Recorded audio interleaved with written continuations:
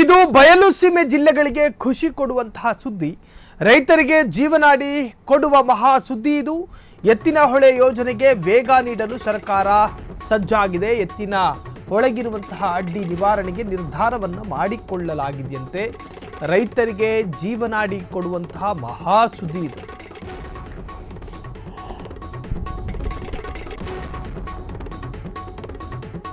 ಎತ್ತಿನ ಹೊಳೆಗಿರುವ ಅಡ್ಡಿಯನ್ನ ನಿವಾರಣೆಗೆ ಕೂಡ ಈಗ ಸರ್ಕಾರ ನಿರ್ಧಾರ ಮಾಡಿಕೊಂಡಿದೆಯಂತೆ.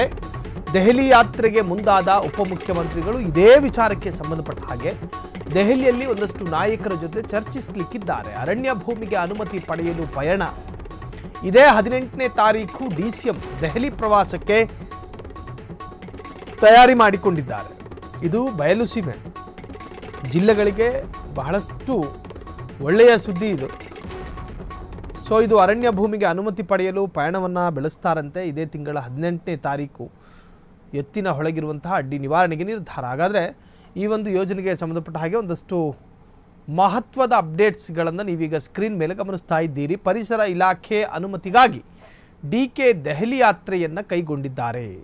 ಯೋಜನೆಗೆ ಅರಣ್ಯ ಭೂಮಿ ಬಳಕೆಗೆ ಅನುಮತಿಗೆ ಮನವಿ ಮಾಡಿಕೊಳ್ಳುವುದಕ್ಕೆ ದೆಹಲಿಗೆ ಹೊರಟಿರತಕ್ಕಂತಹ ಡಿಕೆ ಶಿವಕುಮಾರ್ ಅನುಮತಿಯ ಬಳಿಕ ಎತ್ತಿನ ಹೊಳೆ ಕಾಮಗಾರಿಗೆ ಚಾಲನೆ. ಅನುಮತಿ ಇಲ್ಲದೆ ಕಾಮಗಾರಿ ಮುಂದುವರಿಸಲು ಕಷ್ಟ, ಕಾನೂನಾತ್ಮಕವಾದ ತಡೆಗಳಿರ್ತಾವೆ.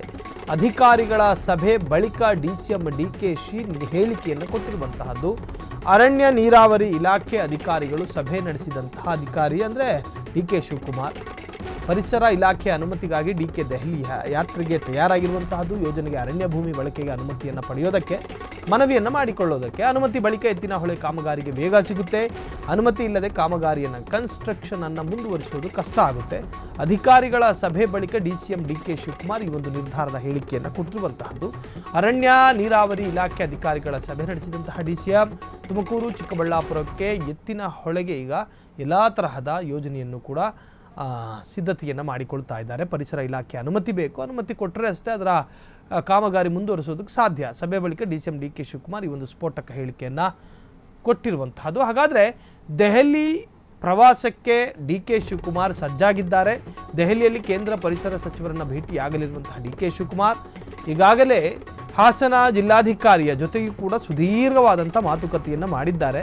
ಡಿಕೆ ಶಿವಕುಮಾರ್ ಕೇಂದ್ರ ಪರಿಸರ ಇಲಾಖೆ ಅನುಮತಿ ಬಳಿಕ ಚಿಕ್ಕಬಳ್ಳಾಪುರಕ್ಕೂ ಕೂಡ ನೀರು ಹರಿಸುವುದಾಗಿಯೂ ಕೂಡ ಹೇಳಿಕೊಂಡಿದ್ದಾರೆ. ಅರಣ್ಯಾಧಿಕಾರಿಗಳ ಸಭೆ ಬಳಿಕ ಡಿಸಿಎಂ ಡಿಕೆ ಶಿವಕುಮಾರ್ ಮಹತ್ವದ ಸ್ಫೋಟಕ ಸ್ಟೇಟ್ಮೆಂಟನ್ನು ಕೊಟ್ಟಿರುವಂತಹದ್ದು. ಇದು ಡಿಕೆ ಶಿವಕುಮಾರ್ ಕೈಗೊಳ್ಳಬಹುದಾದಂಥ ಮಹತ್ವಾಕಾಂಕ್ಷಿ ಇರ್ತಕ್ಕಂಥ ಯೋಜನೆಗೆ ಸಂಬಂಧಪಟ್ಟಂಥ ಒಂದಷ್ಟು ಮಾಹಿತಿಗಳು.